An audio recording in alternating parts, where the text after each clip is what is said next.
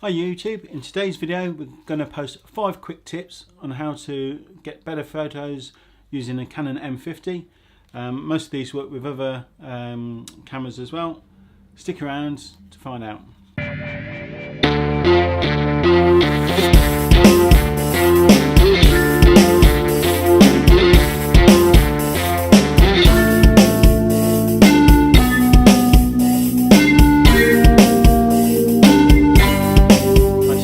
I've got 5 tips to help you improve your photography. I'm using a Canon M15. Why? Because if you watch one of my other videos, you'll see that I believe this is to be one of the best cameras for YouTube, not just for photography but for video as well.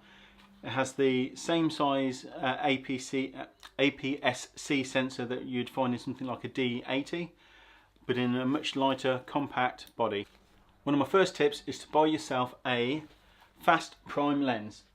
Here I've got a Canon EF 50mm 1.8 STM. Wait, hang on a minute, but you've got a Canon EF-M lens. Well, that's where the EOS M mount comes in. This mount allows you, I'll just get it out of the box for you. This mount allows you to fit the EF and EF-S lenses to your EF-M camera. Now this lens again is very small and is very comparable to fitting on the M series Canon bodies. As you can see, it's quite a small lens. But why prime? Why not zoom? Well, for starters, a prime makes you take photos in a different way than using a zoom. It makes you think about your shots more. It makes you compose your shots different. But hang on a minute, I've probably got 50mm on maybe a zoom lens that I've got. Why don't I just stick at 50? Well, it's also an f1.8. Now, not to get too technical into it, if you want to have a bit more description, I'll post a comment below and I'll try and explain what you want. But basically, a faster lens, something with a lower f number like an f1.8, 1.4, 1.2, or even the 2.8s make a difference. Allows more light when the aperture is open into the camera. So what do you want that for? Well, it allows you to defocus the background and create what is called bokeh in the background, where everything is defocused and what you're trying to focus on seems to pop out of the picture. It is also extremely important when you're shooting in poor light conditions. Now, I think that every camera, the first lens you should have is a 50mm, something like a 1.8 or 1.4 prime. I also personally think that you want something around about the 80-85mm prime, and also looking at something around about the 30 to 35mm prime. This is all on 35mm cameras. If you've got the APC size body, then I also think that you want to step down one and get something round about a 20mm. But on an APC size body, this view, because of the smaller sensor, it narrows in a bit. So it gives you equivalent focal image of a lens that is 1.6 on a Canon, 1.5 on Nikon's, to what they actually state on the lens. So getting a fast lens is my first top tip. I have a link below to all the items that I'm discussing on here, so why don't you check them out and have a look for yourselves. I recommend using the Canon's own EF-M to EF lens adapter. It's been tested with the bodies to work with the Canon lenses, so you don't have any issues for this. Too many people either put the camera on fully automatic or stick with a setting like aperture mode or priority mode and just continue to take photos this way. If you want to improve your photography, my next top tip is to play around with your aperture and your shutter speed setting.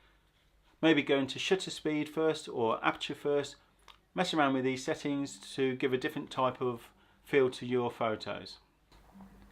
So if you use your shutter speed, you have a variety of different effects that you can create by blurring and giving movement to shots. This is especially noticeable if you're doing shots where you're trying to show the flow of water. You're trying to show cars moving. If you've gone to something like a sports event, you're trying to show footballers with a bit of blue on their boots as they're trying to cross the ball. This is where the shutter speed comes in as your first point to go to. Now ISO can also work in partnership now with your aperture and your shutter speed to create the shot that you're looking for. The lower the number of the ISO, the cleaner your image will look at the end. So a 100 photo, if you were taking a static picture, say of a flower, would look crisper than if you was using, say, ISO 1000. But sometimes you want to up the ISO so that you can get the shutter speed and the aperture exactly how you need it for the shot. Next top tip. There we go. So my next top tip is don't get stuck in a rut.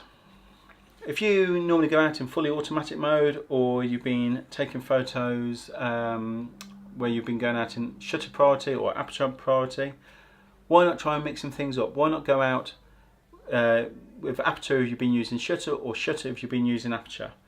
This will push you to become a better photographer. By having these tools that are in your repertoire, then this allows you to take the photos that you're looking for. Now, my next top tip might surprise some people. It is print your photos. We often see photos on the computer screen or on the back of the LCD screen, and we take a photo and we like them. But there's nothing like seeing an actual physical printed photo to see what you've captured. Now, sometimes when you look on a computer screen, the computer screen being backlit gives a different image to what you get when you print your photos. Now, I'm not saying necessarily print the photos at home. You don't need to invest in getting a printer. You can print your photos by going into a photo store and getting 1 or 2 prints, and I also recommend actually printing photos in a larger size as well. This way you'll see the tonal differences between the greys, the blacks. You'll see the tonal differences throughout all your colours that you pick, and this will allow you to get better photos. Now, I'm not talking about going through something like Photoshop where you tweak the pictures. I'm talking about on your native pictures that you've just took. If you print those, you will see how your ability as a photographer is. You'll be able to see if you're using the right aperture and shutter speed to take a photo where you're not blowing out all your whites on the high end, and that you've got enough tone in your blacks as well. This spread of colours between blacks and whites as you have in the picture, that is what you're getting when you've got your photo correctly exposed. By printing out your photos, you can see how well exposed your photos actually are. Now, from learning this, you might actually want to do a shot where you overexpose a picture. I'll just see it. No, that one's. I took a picture of Holly here on a white background, and I overexposed the picture on purpose so that her fur and the white background disappeared. So you're just left with her nose and her eyes standing out in the photo. This was a photo that I did on purpose because that was the effect that I was trying to do. But again, this is your artistic license to do what you want to do. There's no right or wrong way to take a photo. So to recap, I've talked about lens, using a fast aperture lens, preferably a prime. This will make you think about your photos in a different way. I've talked about shutter speed, ISO and aperture. I've talked about printing your photos. So what is my last tip? Well, my last tip might sound like an obvious tip, but it is practice. The only way to get better at photography is practice. Now, in my day, when I first started, it was very expensive. You had to buy a film and take all the photos. You didn't know if you were doing anything right or wrong. Then you'd get it developed, and 2 or 3 days later you could see your results. Nowadays, with digital cameras, you can go out, take a photo and instantly see what you're getting. Instantly see if you need to to crank up your ISO because the picture's too dark, instantly see if it's too blurred, instantly see if it's too sharp. The more you practice and the more you see your results and see how changing your different settings equate to better photos, the more you instinctively do this without even thinking about it. And when you're not thinking about the settings you're using on the camera, it allows you more time to compose the photo, sorry. Again, this is where using the 50mm fixed prime or another size fixed prime comes into effect. You're thinking about the composing of the photo more, and it's the composition that makes the biggest difference between, to me, makes the biggest difference between a good photo and a bad photo. I've been out with some of my friends taking photos, and I've seen them take photos in the past of stuff that I'm thinking, why are you taking a photo of that? Something like a fire hydrant or a fire bucket, and it's not until I've seen their finished photo that I've realised I never even saw that picture. You know, that picture to me you could see in some kind of restaurant on the wall, but I never saw that picture at that moment in time. So if you go out, especially if you've got some friends to do it, it makes it even more fun, but you go out and you practice and you push yourself in different directions. To me, this is the area which can help you improve most as a photographer. Now, it's not necessarily always about getting things right. Sometimes it's about the composition of the photo. As usual, all the links to the items discussed are below, so please check these out if you want to see a bit more information about them. Now, you don't need to use just a 50mm 1.8.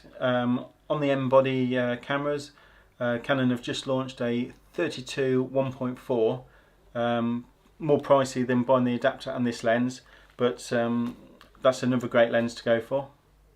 Thanks for watching Richman Paul Motors. This is obviously a tech review. We post on a weekly basis, either technology like this one, or we also do more automotive based reviews and fixing of vehicles and road tests, etc. If these are the things you like, please like and subscribe. If you want to know any more information of anything that I've discussed here, please drop us a comment below, and I'll try and answer that or do another video to show you the specifics.